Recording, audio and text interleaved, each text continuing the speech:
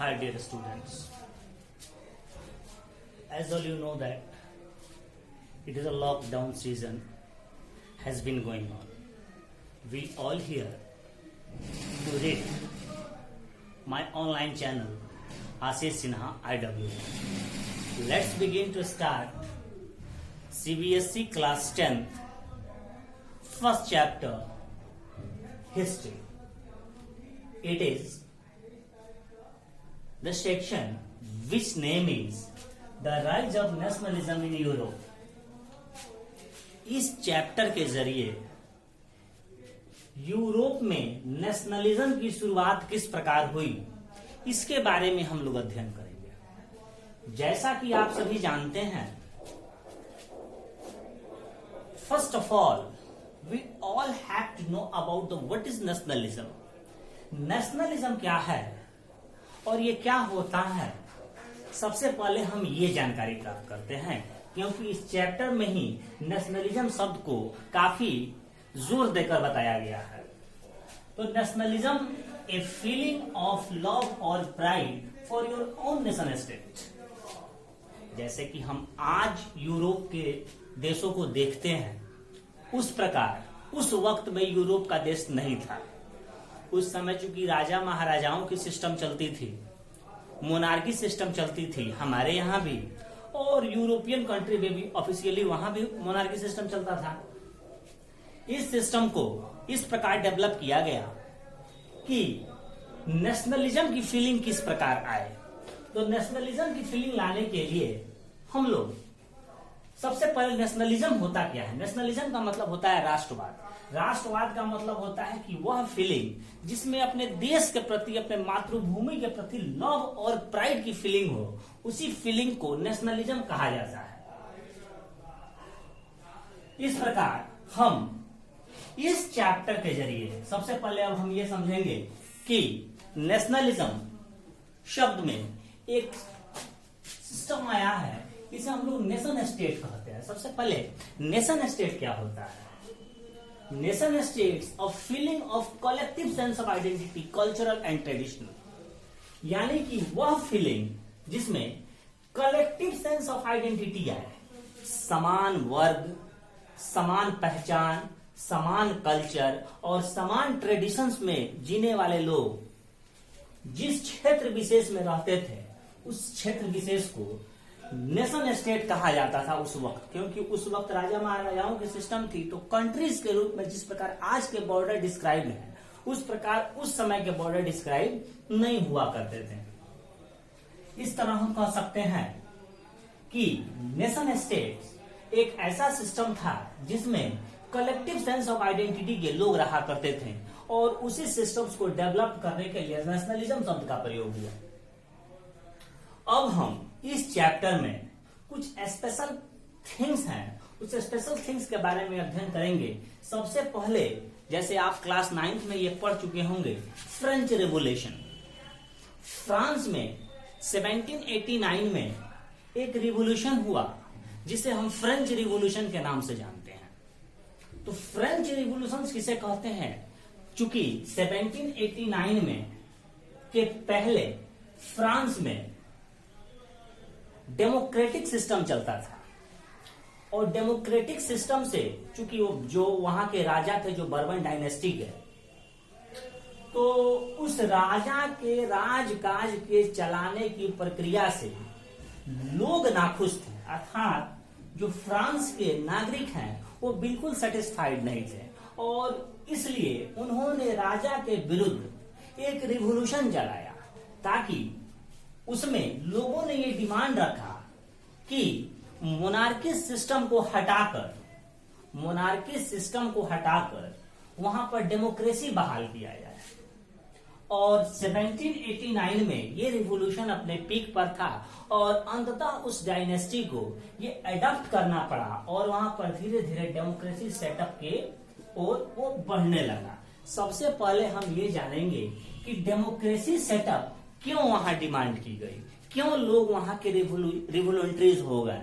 इसका main reason ये था कि वहां के जो राजा थे, उन्हें जनता के सुख दुख से कोई मतलब नहीं था।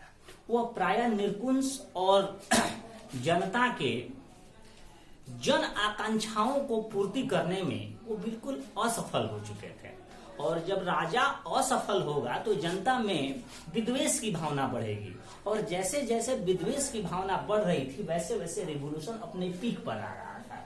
तो चूंकि जैसे ही वहां पर डेमोक्रेसी सेटअप होता है 1789 में, उस 1799 में वहां एक बड़े रूलर का उदय होता है जिसे हम नेपोलियन बोनापार्ट कहते हैं। नेपोलियन बोनापार्ट, वहां के लोग 1789 में वहां डेमोक्रेसी सेटअप हो गई आफ्टर सम कंडीशंस, और उस कंडीशंस को फुलफिल करते हुए लोग अपने राइट को एंजॉय कर रहे थे। तभी नेपोलियन का उदय 1799 में होता है। 1799 में नेपोलियन जैसे ही वहां आता है तो सबसे पहले वो क्या करता है कि जो डेमोक्रेसी वहां पर सेटअप की गई थी उस डेमोक्रेसी को वो हटाता है, और वो हटाकर वहां पर फिर से मोनार्की सिस्टम को ले आता है। और उसके अलावा उसने अपने द्वारा जीते गए नेशन स्टेट को अपने सिस्टम से चलाने का प्रयास करता है। तो अपने सिस्टम से वो चलाता कैसे, उसके लिए 1804 में वो एक नई कोड लाता है जिसे हम लोग सिविल कोड या नेपोलियन कोड के भी नाम से जानते हैं। तब नेपोलियन कोड जो था उसमें कुछ लोग उस कोड को समझ रहे थे, तो कुछ लोग ऐसा मानते थे कि नेपोलियन कोड इज गुड, कुछ लोग ऐसा मानते थे कि नेपोलियन कोड इज बैड।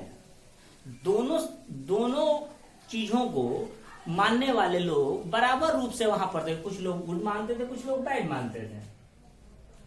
तो चूंकि नेपोलियन जब वहां शासन कर रहा था उसने कई तरह की व्यापारिक गतिविधियों को बढ़ाने के लिए कई तरह की छूट दिया। जैसे जो टैक्सेस लगाए जाते थे, टैक्सेस के सिस्टम्स को उसने डेवलप किया और लोगों को सहूलियतें देना शुरू किया, जिससे कि कस्टम ड्यूटी जो है वो कम से कम किया जा सके और अधिक से अधिक ट्रेडर्स वहां आकर अपने ट्रेड को कर सके, ताकि लोगों को बेरोक टोक व्यापार करने का मौका मिल सके। अब समझिए, चूंकि नेपोलियन अपने तरफ से एक नए सिस्टम को डेवलप कर रहा था, जबकि कुछ लोगों का ऐसा मानना था कि डेमोक्रेसी जो सिस्टम थी उसमें हमको जो राइट दिया गया था उस राइट का वायलेशन हो गया, चूंकि मोनार्की आ गई। तो जब हमारे राइट को कुचलने का प्रयास किया जा रहा है तो कुछ लोग इसे अच्छा नहीं मानते थे कि हमारी दी हुई राइट को हटाया जा रहा है, हमें जो राइट मिली है वो राइट को कुचला जा रहा है। 1815 ईस्वी में क्या होता है कि जो प्रैग के देश थे, अब सबसे पहले हम समझेंगे प्रैग क्या होता है। प्रैग पर्सिया, रसिया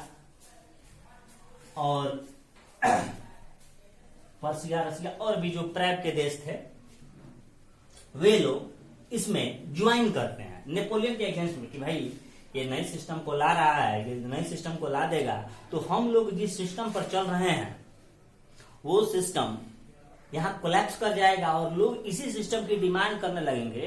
तो ये इनके लिए, जो अगल बगल के जो राजा थे उनके लिए ये एक मुश्किल का सबब खड़ा हो गया। तो इसलिए उन्होंने इसे कुचलना शुरू किया और क्या किया कि ये चारों देश एक साथ मिलकर फ्रांस पर हमला करते हैं। और फ्रांस पर हमला कर देता, ऑफिशियली ये बात है कि जब चार देश एक साथ मिलकर हमला करेंगे तो नेपोलियन को उसमें डिफीट मिली। जब नेपोलियन को डिफीट मिली तो चारों देश जब वहां पर सत्ता में आ गए तो उन्होंने एक ट्रीटी के तहत, जिसे हम लोग ट्रीटी ऑफ वियना कहते हैं, वियना ट्रीटी के अंतर्गत वहां पर उसने क्या किया कि बर्बन डायनेस्टी को पुनः राजा बनाया। बर्बन डायनेस्टी को पुनः उसकी सत्ता को रिस्टोर किया और उसे राजा बनाया। और उन्होंने कंडीशन ये रखा कि राज तुम्हारा सत्ता हमारी, यानी कि हम जो कहेंगे उसके अकॉर्डिंग में तुम्हें काम करना होगा, राजा तुम बने रहोगे, शासन हमारा रहेगा। ठीक है, यहां तो समझ में गई। अब उसको समझने के पहले हम ये समझेंगे कि यूरोपियन सोसाइटी उस समय कितने हिस्सों में बटी हुई थी, किस प्रकार की सोसाइटी थी। तो उसे समझने के लिए हम सबसे पहले ये समझते हैं कि यूरोप का सोसाइटी किस प्रकार बटा हुआ था। जैसे वहां यूरोप का सोसाइटी मुख्यतः 3 हिस्सों में बटा हुआ था। एक हिस्से को कहते हैं एरिस्टोक्रेसी, दूसरे को पीजेंट्री और तीसरा जो था वो न्यू मिडिल क्लास था। तो एरिस्टोक्रेसी में वैसे लोग आते थे जिनके पास मोर राइट्स था और ये हाई सेक्शन के लोग हुआ करते थे और इन्हें किसी भी तरह की कोई प्रॉब्लम यानी कि स्पेशल प्रिविलेज इन्हें मिली हुई थी। पीजेंट्री में वे लोग आते थे जो फार्मर लोग थे और प्रायः ये लोग गरीब हुआ करते थे और एक नए वर्ग का उदय हुआ था। उस वर्ग को द न्यू मिडिल क्लास कहा जाता था। इसमें पढ़े लिखे एजुकेटेड लोग आया करते थे और सबसे अधिक रिवोल्यूशंस को बढ़ाने का काम इसी सेक्शन ने किया। रिवोल्यूशंस को बढ़ाने का काम इसी सेक्शन ने किया। अब हम ये पढ़ेंगे कि आगे क्या कह रहा है इस चैप्टर में। आगे जो भी बताया जाएगा वो आपको आज के बाद नई वीडियो में बताया जाएगा। तब तक के लिए गुड बाय। पढ़ें, अध्ययन करें और अपने समय का सदुपयोग करें। धन्यवाद। जय हिंद।